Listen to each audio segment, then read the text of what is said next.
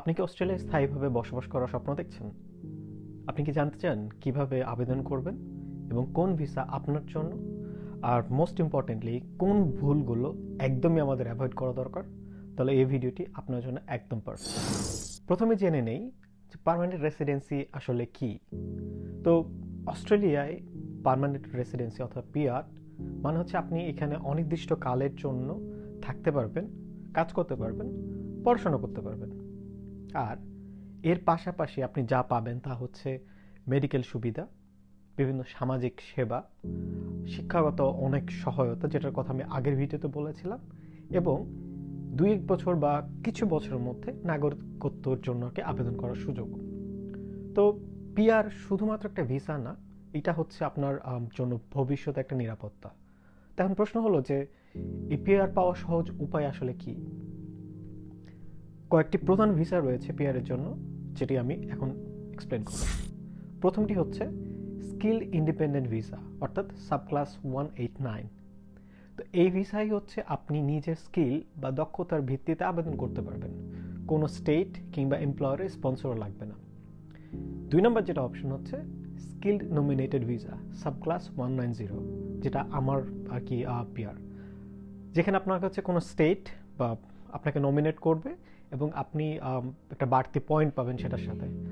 এটা ছাড়াও 3 নম্বর যে অপশনটা রয়েছে সেটা হচ্ছে যে ফ্যামিলি ভিসা।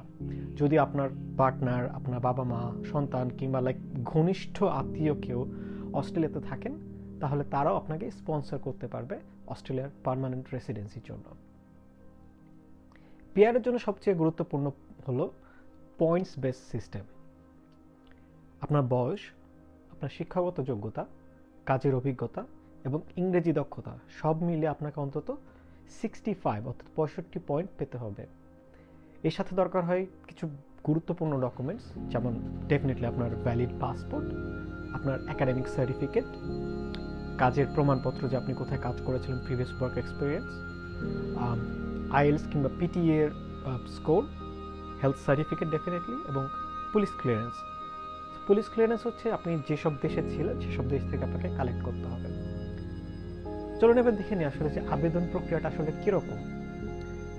প্রথম ধাপে আপনাকে নিজের স্কিলের জন্য অ্যাসেসমেন্ট করাতে হবে। এরপর যেটা দিতে হবে সেটা হচ্ছে এক্সপ্রেশন অফ ইন্টারেস্ট বা ইওআই।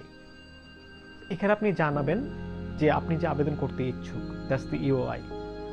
এরপর আপনি যদি ইনভিটেশন পান তাহলে আপনার মূল ভিসা আবেদন শুরু হবে, অর্থাৎ আপনার নমিনেশন পাওয়ার পরে। তারপরে আসবে medical check up, police clearance, এবং সব কিছু ঠিকঠাক থাকলে পেয়ে যাবেন সে কাঙ্ক্ষিত ভিসা গ্র্যান্ট। পুরো প্রক্রিয়াটা সাধারণত এখন একটু টাইম কনজিউমিং, 12 মান্থস থেকে 24 মান্থসের মধ্যে হয়ে যায়।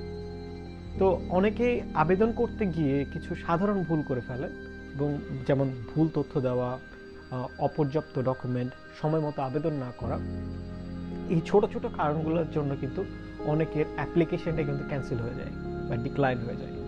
তাই এই ব্যাপারগুলোতে আপনাকে সর্বোচ্চ সতর্ক থাকতে হবে।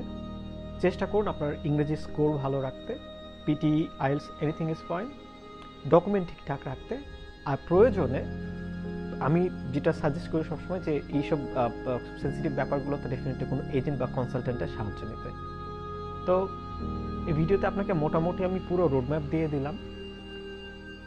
এখন আপনি জানেন যে আসলে কীভাবে অস্ট্রেলিয়া পার্মানেন্ট রেসিডেন্সির পথে এগোতে হবে, but it's totally up to you. এখন সময় হচ্ছে অ্যাকশন নেওয়া। যদি ভিডিওটি ভালো লেগে থাকে অবশ্যই কমেন্ট করে জানাবেন, আর যদি আপনাদের অস্ট্রেলিয়া পিআর রিলেটেড কোনো কোয়েশ্চেন থেকে থাকে অবশ্যই আমাকে কমেন্ট করে জানাবেন। আমি সর্বোচ্চ চেষ্টা করব আপনাদের প্রত্যেকটা প্রশ্নের উত্তর দেওয়ার। ভালো থাকবেন, সুস্থ থাকবেন। আল্লাহ।